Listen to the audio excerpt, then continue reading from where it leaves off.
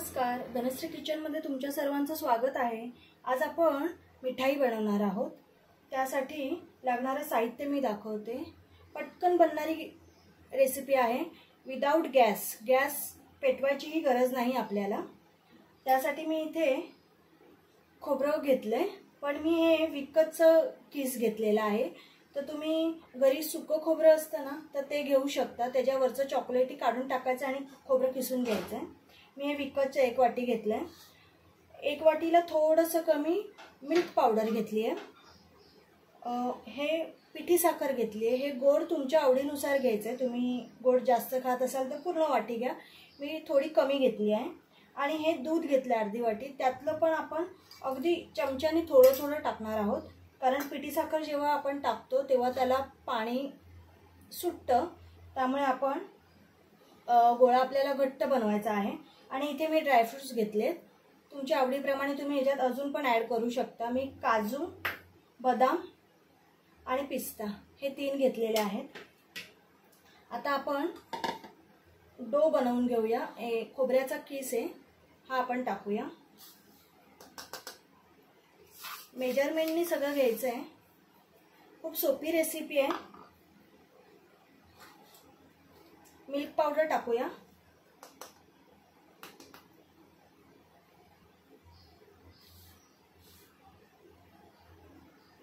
आपण ह्याच्यात थोडी वेलची पावडर टाकून घेऊया।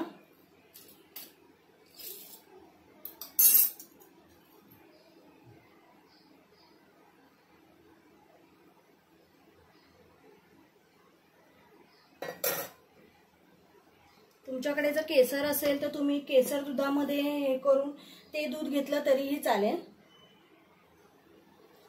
बघू शकता इथे मी पीठ मळलेलं आहे। दूध माझं एवढं राहिलंय। पीठ मळताना हे नक्की लक्षात ठेवायचं की पीठ पातळ नाही झालं पाहिजे, असं घट्टच हवं। आता हे ड्रायफ्रुट्स मिक्सरला वाटून घेते मी। ड्रायफ्रुट्सची पावडर करून घेतलेली आहे मी इथे। ह्याच्यामध्ये पण थोडी वेलची पावडर टाकूया। आणि हे जे पीठ मळलेलं आहे ह्याच्यातलं थोडं घ्यायचं आहे, अगदी थोडं, 1-2 चमचेच घ्यायचे आणि ते ह्याच्यामध्ये मिक्स करायचं आहे।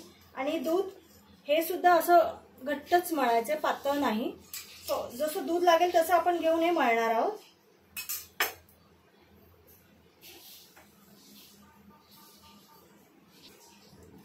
इथे पण थोडी वेलची पावडर टाकून घेऊया।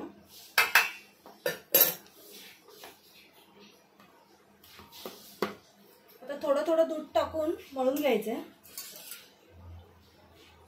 हे पण घट्टच मळायचंय। बघू शकता हे पण माझं मळून झालेलं आहे। दूध आपलं अजूनही राहिलेलं आहे। दुधाचा जास्त वापर होत नाही, अगदी थोडंसं भिजण्यापुरतं ते घ्यायचं। पण पीठ हे असं घट्टच ठेवायचं, पीठ पातळ नाही झालं पाहिजे, तेवढं लक्ष ठेवायचं।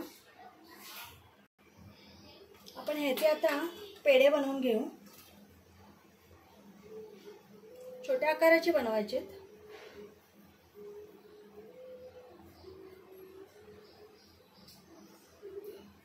हे बघा,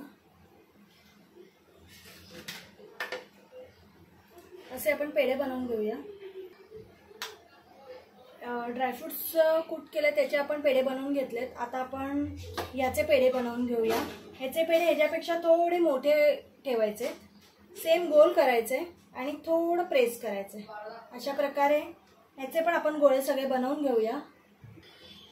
आपण हे पण गोळे बनवून घेतले।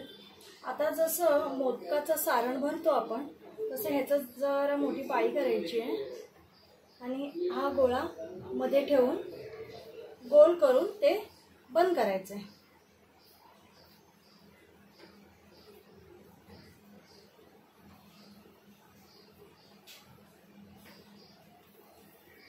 बघू शकता हे अशा प्रकारे हाताला थोडं तूप लावून घ्यायचं आहे, म्हणजे ते चिटकत नाही आपल्या हातावर।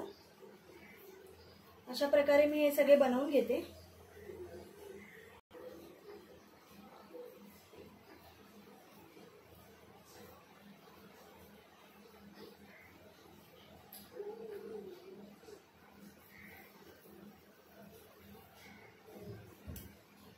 अशा प्रकारे इथे सगळे बनवून घ्यायचे, बघू शकता।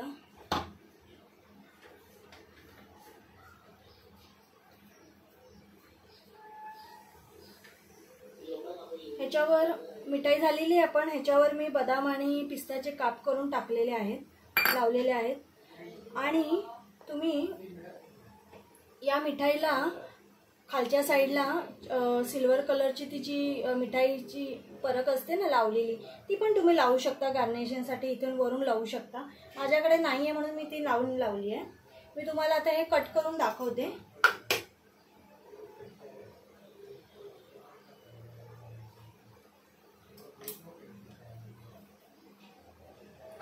बघू शकता आतमध्ये पिस्ता, काजू, बदामचे आपण जे कूट करून टाकलेलं होतं बारीक करून सगळं, ते पण छान दिसतंय ग्रीन कलरमध्ये। आणि तुम्ही हे व्हाईट, तुम्हाला जर व्हाईट वाटत असेल तर तुम्ही इथे फूड कलर टाकून वेगवेगळे रंगाचे पण करू शकता।